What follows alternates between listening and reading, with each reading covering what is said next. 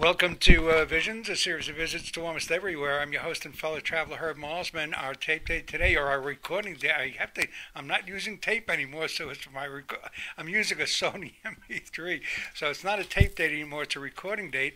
We're in Ridgewood, even though this is New York City Visions, a component of Visions. We're not actually in New York City right now. We're in Ridgewood, New Jersey. And I'll give you a little background. So first of all, my guest is Joy Herald. Joy, hi, and then I'm going to give a little background, and then we're going to get into our conversation. Hi, Joy. Well, hi, Herb. It's very nice to be with you today after our many years apart. Yeah. And we're going to talk today about all sorts of things that go bump in the night, spirits, long-distance viewing, spiritualism in general, and funny experiences that I've had over the years in my metaphysical career. Well, I guess that covers that. Hope so. Okay, Joy Herald, when I had a radio program in New York City during the 80s, I was on WMCA, and Joy, I had a couple of psychics, one Dr. Jerry Lee, and then Joy, I met you at Learning Annex. Yes. You did classes at Learning Annex. Yes, I had taught there for quite a while. Right, and that's how we hooked up at Learning Annex. And then I wound up. We did a couple of pieces together, and then I did a tour of a place called Morris-Jumel Mansion in the Bronx, New York, and it's supposedly haunted. And Washington actually had his offices there during the Revolutionary War. He actually stayed there and lived there, and he could watch both rivers from that height in the Bronx to see if they were under siege at that point. And as I was doing the tour, we were up on the second floor, and Patrick Groom, I think either Broom or Groom, he was the curator, and we got up to a floor with the pantry and the cupboards and dolls. There were some dolls up there, and I guess a Queen Anne chair, a King Louis chair, whatever this chair was. Do you know a Queen Anne chair? Or? I don't think it was a Queen Anne, but it was early English period of some kind. I think it was a wooden chair with this pillow that was covered over for the seat. Right. But that's all I remember about it. Right. And Patrick, as we were talking, I could see he felt a little uncomfortable. And I asked Patrick, what's going on? He says, well, frankly, I really don't like the very odd feel I get when I come up into this area. And I wound up calling Joy. A week or so later, I said, and I wouldn't give you the house. I waited till the day before and then told you where we were going to be meeting.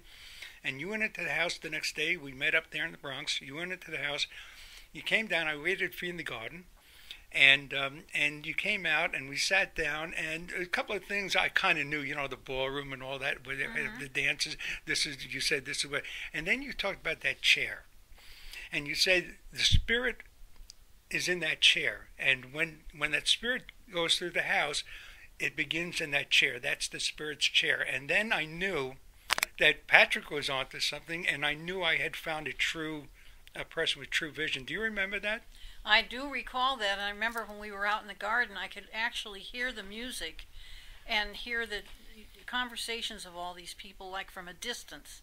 Couldn't really make out what they were saying, but you knew it was a party, and that amazed me too. I wasn't expecting to pick that up, but that's what came through. And then the chair, I remember that something was emanating from that chair area, but at the time we never really followed through on it, except you're telling me now that the curator or the custodian of the building said that later on that was the area he was very sensitive to.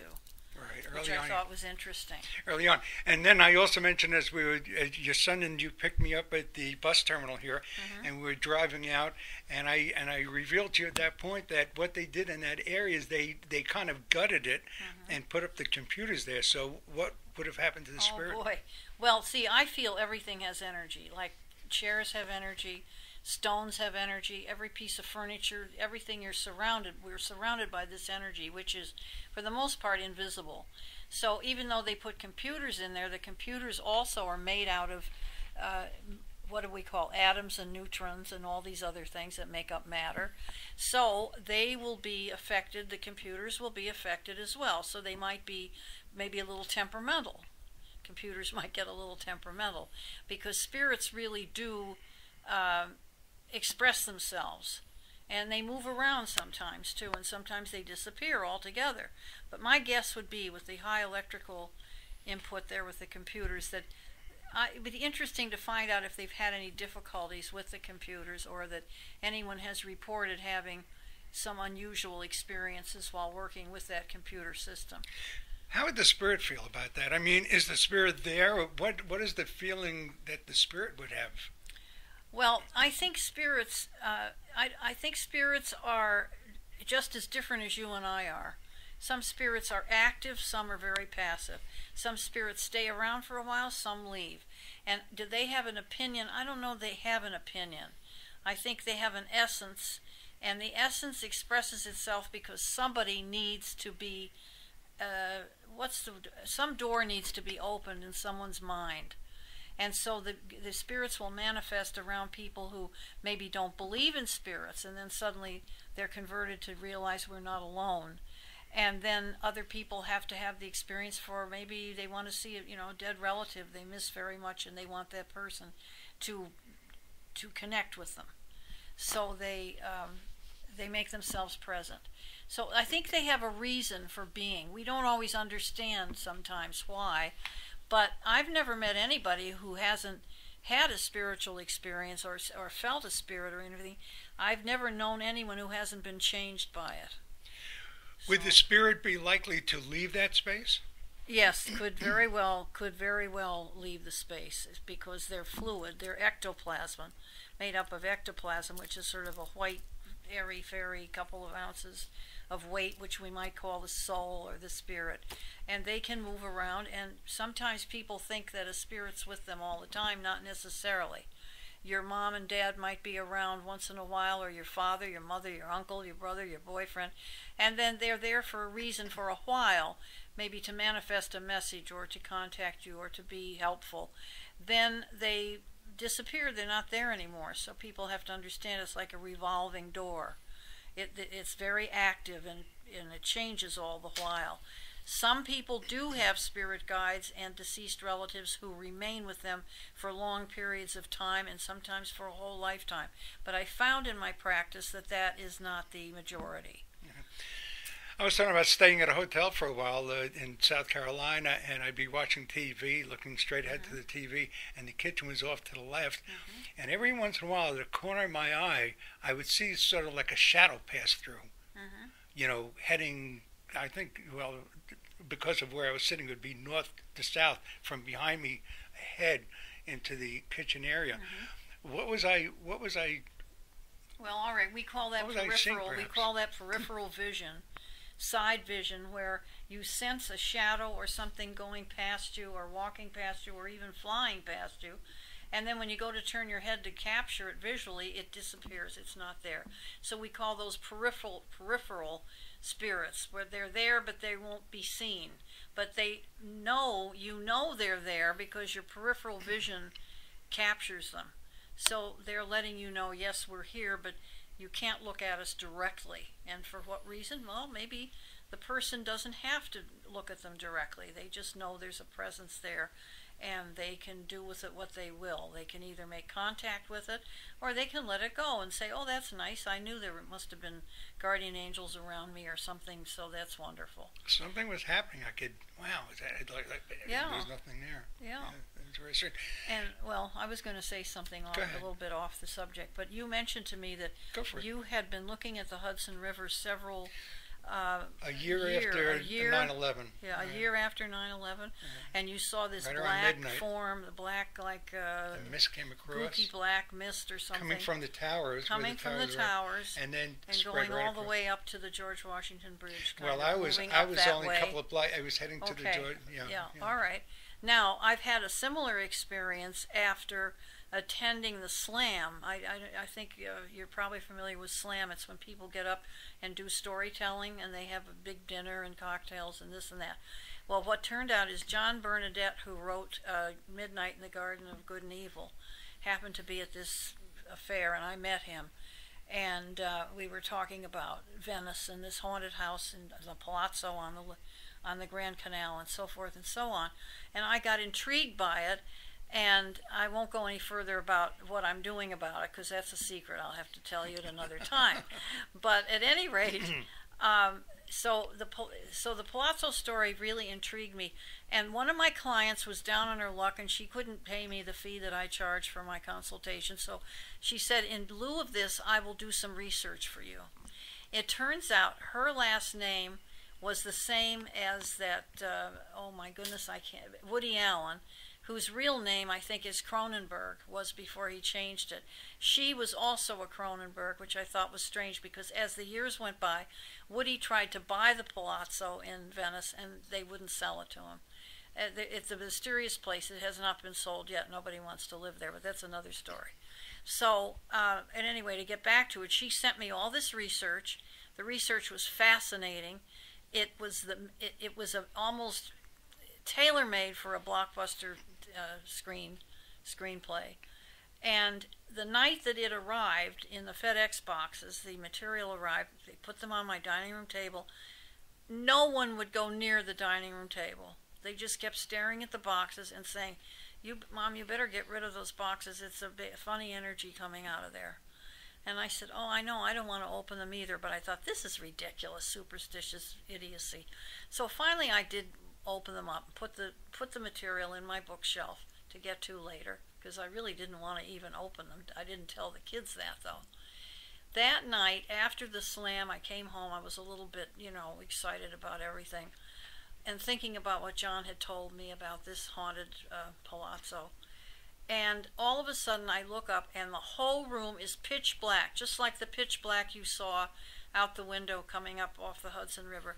And it became oppressive, and it became so heavy, and it almost zoomed down. It was like a huge black cloud, zoomed down on me, and I thought I was going to lose. I thought I couldn't breathe anymore. So in my mind, mentally, I said, please dismiss yourself, get out of here. I will not tolerate this, so be gone. And sure enough, it just whizzed right through the room. Didn't whiz either. It kind of took its time, unfortunately, and it just floated out of the window and away. Now, I think it was all the malvoyant, build-up, negative energy about the history of that house and the fact that I was getting involved in something which I found out later has a lot of political secrets included. So when I do my work, all the names are going to have to be changed. That's how vibrant this material, this research material was that she brought to me. So I know that there is an energy that's visible, this black energy you saw off the river. It's like evilness. It's like somebody throwing up, if you will. And, this is like what happened at the Trade Center, vomiting out all this negative destruction and horrible stuff. And it has to go somewhere. So it's recycling, so to speak. Right. Same thing happened to me that night when I came home. I was carrying the memories that John had told me with me. And then I woke up the next morning. My bed, my mattress has moved at least 10 inches off its stand, and I had a crystal necklace on that had the 7 chakras, each one with a different colored crystal. The whole thing was thrown off of me, was away from me. I don't know how it could have been because it didn't fit over my head, and it had been slung across the floor. Yeah. So that woke me up to realize, because I'm rather scientific, that there's many, many things we still don't understand about energy and about spirits and about the world in general. Right. So nothing is lost. Everything gets recycled, so that's why we have to be very conscious of our surroundings, of the people we deal with, protecting ourselves psychically, and if we do that, then we can live through all these different things that go on. Right. And understand them. But I really want the audience to realize that they're not just dealing with themselves, they're dealing with themselves plus all the other energies that present themselves to them in their daily living and their life. Yeah, this black, the mist, it was a mist. It came from the heavy. World Trade Center, right from where all that where happened. the towers were, and just kind of drifted close. Yeah, it drifts. I couldn't see Jersey. Everything it's black. just blacked out. It's totally black. Yeah, and you can't see through it. You can't see through it. You couldn't see through it. Yeah, it's totally opaque. It was totally. It just went black. Right. It was just, and it lingered there, and then it kept on going. It kind of lingered, and it kept going. What about were the point out some of the, I guess, hot spots or cold spots in New York City. Would they be where spirits are? Would they be hot spots or cold spots? Because you always hear, you feel a chill. Oh, hot spots or cold spots. Yeah. Well, in the city, Really? itself, I don't know, because I love New York City. So to me, New York City's hot spot anywhere you go, because I love the city and have lived there for many years. But would spirits create a cold spot? Yes, they would. If you're doing a house, clearing a house for someone, you'll notice there's certain areas you'll walk into. It's just like you're opening up your refrigerator door. It just hits you, like the coldness hits you. They say that spirits tend to congregate in basements and lower parts because they want to be near the heating unit. They don't want all their coldness demands, getting warmed up a bit. But I've had experience with cold spots, definitely, and dealing with them. The cold spot would be because the person is passed on? Well, and what makes that cold? Passed on, but the spirit's cold. I mean, I guess ectoplasm is cold. It's colder than what we're used to. So it's some degrees below our normal body heat, like you and I sitting here now, and that's okay. It's comfortable. But with the spirit, they don't have the flesh and all the bones and sinews and stuff that we do. So they're dealing just with their ectoplasm, which could probably get very cold, I would think, and it does. So what are some of the colder spots? I know there's a house that you know. Well, there's a house, and darn it all, I can't recall the exact number of the house. I think it's around 65th and Park Avenue, and it's one of the few houses that was squeezed on the corner, and all the rest are big high apartment houses. But there's this one house, and I believe it's number 603 or 630. I can't remember the order, but it's in that neighborhood, and there's a church across the street from this house, and everybody who's lived in it has only lived there for a short period of time, and then said they couldn't deal with the energies inside, and they either sold it or rented it or whatever they've done. Its current situation, I'm not aware if it's even occupied at this point. But you hear these stories about different places in the city, especially in the theater district where certain famous actors lived, or somebody, there's been a book written about that, Haunted New York, about these different townhouses and so forth. But everybody has some kind of energy or spirit in their dwelling. Some people build their homes over Indian burial grounds, and certainly in Manhattan there were lots of Indians before we got in there. So anywhere where people are buried, whether formally or informally, that emanates an energy that goes right up and it goes through the house and so forth, and can cause poltergeist activity or whatever. So that's why clearing is important, to have someone clear a place when you're moving into it and whatever. Other places that I've heard of are mostly in the theater district. There were a couple townhouses that belonged to different actors. Down in Gramercy Park, there have been, which is older homes too down there. I think anywhere where there's a lot of history, like with Morris-Jumel, tends to attract, What was that? One if by land, two if by sea, that restaurant?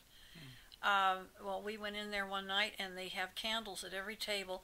Our candle burned so high that people were staring at our table, and the candles went down on our table like in 20 minutes. The wax that came out of the burn part of the candle looked just like Aaron Burr and this woman that he was involved with. Everybody just looked at the thing like, well, in fact, I preserved it in a plastic bag somewhere. Don't ask me where. I'm trying to get my files cleaned out, which I'll never do probably, but I'm trying. And so that was very interesting when I saw the figures in the burned wax, and then the flame of the candle was going real fat. It was real fat. It was really wild. It was like spinning all over the place. So when you light your candles and they're very still, that means there's a calmness and a peace. But if your candles start to sputter, or they start burning real fast, or they just sort of waving back and forth, you can be assured there's a spirit in that room with you.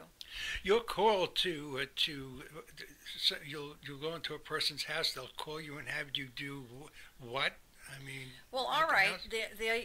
What they will do is say, well, we're having problems with the energy in the house. We don't know what to do. We're losing things. We're hearing noises. We don't feel well. Someone got punched in the back and there was nobody there. You get all these different stories. So they'll call up, and we call our service the house doctors. And am I allowed to give a phone number You with that? sure can. Okay, it's 201-652-1177. And you can call anytime. If you don't get us, you leave a message. We'll get back to you Give right that away. number again. 201-652-1177. See, there you go. And you can also get me a Joy Herald 007 at AOL.com. And Joy Herald's all one word, lowercase, and the 77 is big 0, big 07. Okay, so Joy Herald, big 0, big 07 at AOL.com. Right. Okay, talk about that. You're sitting here with some paper, and we'll give that information later on as well. Yeah. You're sitting here with some papers. There's been a family in touch with you. Can you give us some background? Of course, we don't need names, but give us some background on this. Well, one thing I'd really like to tell you about, besides this report, this woman sent me a report of ghostly happenings at 65 Brandi Lane. She has this annotated from October right through August. Now, where is that now? It's Brandi Lane, I think, is in New York State, up near Lake Grove, New York State. Okay. And she's talking about her eyeglasses disappearing from her handbag and never could find them again, but she wasn't out when that happened. And she talks about waste paper baskets being emptied, and she hadn't emptied them and so forth. And it goes on and on. Now, here's the thing. We get into long-distance viewing with all this. People want to know what's long-distance viewing. It's the ability to see at a distance. Like, for instance, some woman lost a ring, and she called, and I said, oh, it's right in the middle of your bathroom floor. It's in the rug in your bathroom floor. She said, it can't be. I just vacuumed there. I cleaned it like a fine-tooth comb. I said, I can't help it. I said, go home tonight. She worked with me, actually. I said, go home tonight. Look at the center of your carpet again. It's a big, long, shaggy carpet. And you'll find the ring there. And sure enough, there it was when she got home. So you tell me, and then another woman was supposed to inherit a great deal of money. In fact, I think her last name is Streeter. She was married to a Streeter, which is one of the leading families in near the Mayflower people that came over. And they couldn't find the will. They were going absolutely crazy. I said, it's in the big barn in your summer home in upstate New York. It's in a dusty desk. As you walk in the barn door, it's over to the left. Sure enough, they found the will. Well, I should have asked for a 10% commission on that job. Did you know but about the dusty barn? But I got a lot of free dinners. Did you know about the dusty barn before that? The dusty barn? No, I didn't. Did it occur to him to ask, how do you know we have a dusty barn? Yeah, well, I don't know. The desk was dusty, and they never thought to look there. They figured, who would ever bother apparently it was put in the desk, and then possibly when they redecorated or moved, somebody stuck this furniture in the barn instead of putting it in storage. And sure enough, there it was. So the barn wasn't dusty. The desk was dusty. The desk was dusty, right? And the barn might have been dusty too. I'm not sure. I can't remember now. It didn't occur to him to ask, how come you knew we had no desk? I wish I'd gotten a commission on that one. It would have been. I could have retired for life. Now, what you're looking at, I'm sorry, I cut you off. Go ahead. No, that's okay. What you're looking at now, there's about 5 or 6 pages of document. These people will send you. They'll send you pages like, for instance, this one starts as, we returned from vacation in Quebec and New Hampshire. Bud hung his light blue sports jacket in the closet. The next day, he wanted the wedding solution he had left in the packet of the jacket, but it wasn't there. He searched all the packets thoroughly, and I had to buy a new bottle of this thing. Now, he took the blue sports jacket out of the closet for the first time since searching the pockets. He intended to wear it to New Jersey to visit his mom. The pockets... Now, let's see. Wait, if we got this. The wedding solution original was in the pocket. So they examined the pocket, the jacket. There were no wedding solution. Then all of a sudden, a bottle of it reappeared. So then she saw something vaporous and white before the mirror in the bedroom, suspended in air between the foot of Bud's bed and dresser. And it disappeared after a while. So that's the ectoplasm. Some people see that. It comes from the different chakras in our body and also in the spirit's body. Well, a chakra being? Chakra is like an energy center, which you have one in your forehead, one in your thyroid, one in your heart, solar plexus, and reproductive area. And then the Kundalini, which is the spirit, starts at the base of the spine and moves up to the base of the brain behind the neck. Okay, now you were talking about the chakras.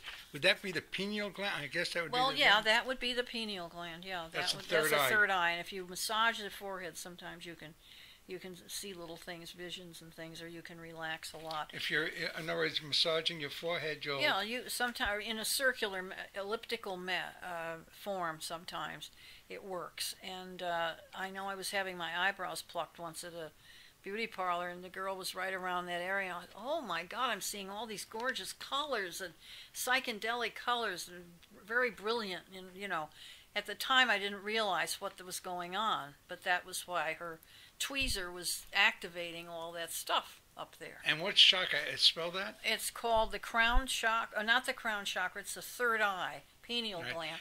The crown chakra is up here at the top of the head, and you notice why a lot of people wear caps on their heads, the religious as well as laymen, to protect that crown chakra. That was the reason for the caps being worn. Like the skull cap? Because that's your connection with the higher self, So you notice in many religions you have these headpieces that, are very high, or they're little caps, and you have them in practically every religion. Well, if you're wearing a cap, you miss it. You're losing the connection. Aren't you disconnected? Well, no, because it's covered. The crown chakra is right here in the middle, and you're covering it with whatever you got on your head. So if that's your communication, then that cover it up, or... Well, no, it's to protect the entrance. So it's just to protect that section, of your head, so that you don't attract stuff that's going to be static.